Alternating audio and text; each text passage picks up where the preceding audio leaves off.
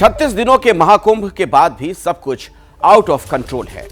भीड़ के बोझ से सिस्टम जमीन पर दिख रहा है, क्योंकि सिर्फ रेलवे स्टेशन ही प्रयागराज की भीड़ से हाईजैक नहीं हुए हैं। सड़कों पर भी व्यवस्था के ब्रेक फेल हो चुके हैं। आप सोचिए, अभी 8 दिन का कुंभ बाकी है।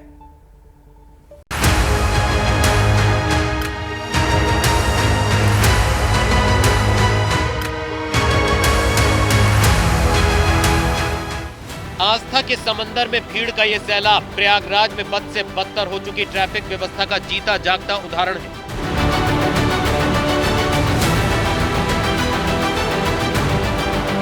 जहां तक आपकी नजर जाएगी, ट्रैफिक और सिर्फ ट्रैफिक नजर आएगा। ऐसा लग रहा है न ट्रैफिक का कोई नियम है और न ट्रैफिक का पालन कराने वाले पुलिस वाले। सोचिए ये हाल उस प्रयागराज का जहां दुनिया का सबसे बड़ा मेला लगा है, लेकिन मेला क्षेत्र के बाहर का ये नजारा कई सवाल खड़े कर रहा है, जिसके ड्रोन विजुअल आप टीवी स्क्रीन पर इस वक्त देख रहे हैं। लेकिन सवाल बड़ा है कि आखिर नई दिल्ली में हुई भगदड़ के बाद भी भीड़ को संभालने वाली व्यवस्था का कोई इंतजाम क्यों नहीं किया है।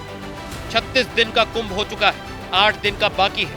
अब तक 54 करोड़ श्रद्धालु आस्था की डुबकी लगा चुके हैं, यानी औसतन 1.25 करोड़ श्रद्धालु प्रयागराज आ रहे हैं, क्योंकि जितनी भी ट्रेन प्रयागराज आ रही है श्रद्धालुओं से भरी हुई है।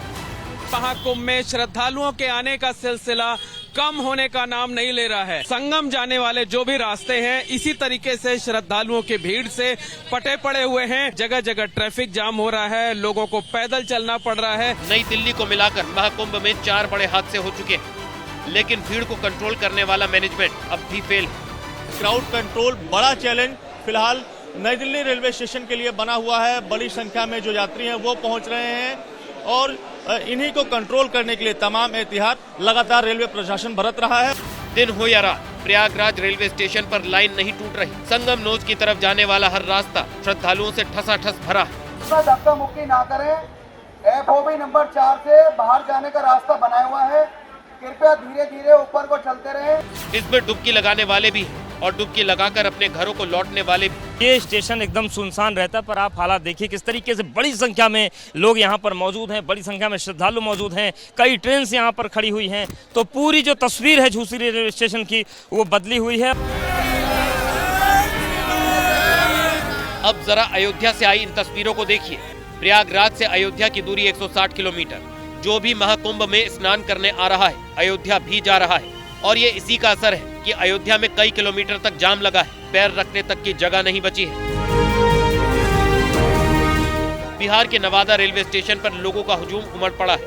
महिलाएं, बच्चे, पुरुष, बुजुर्ग सब रेल लाइन को क्रॉस कर रहे हैं। लोगों को जान जाने का भी डर नहीं है। बीच में ट्रेन खड़ी है। सोचिए अगर ट्रेन चल पड़ती या दूसरे ट्रैक पर आ जाती तो क्या होता।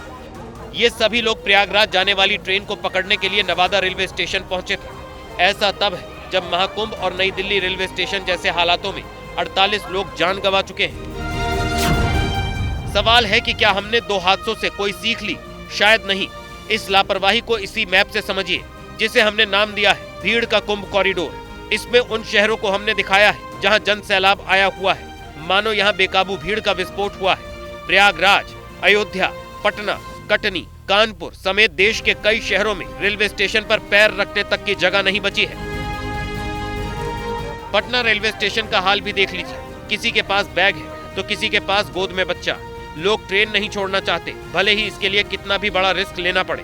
सिर्फ ट्रेन या रेलवे स्टेशन ही प्रयागराज की भीड़ से हाईजैक नहीं हुए हैं, बल्कि सड़कों पर भी व्यवस्था के जैसे ब्रेक फेल हो चुके हैं। दुनिया बदल रही है और ये भारत के लिए ला रही है इन्फिनिट अवसर, जिसे हम कहते हैं मिनट इन्फिनिट। देखिए और आइए आइडियाज ऑफ इंडिया के मंच पर समझेंगे इसी मिनट इन्फिनिट को। 21 और 22 फरवरी abplive.com पर।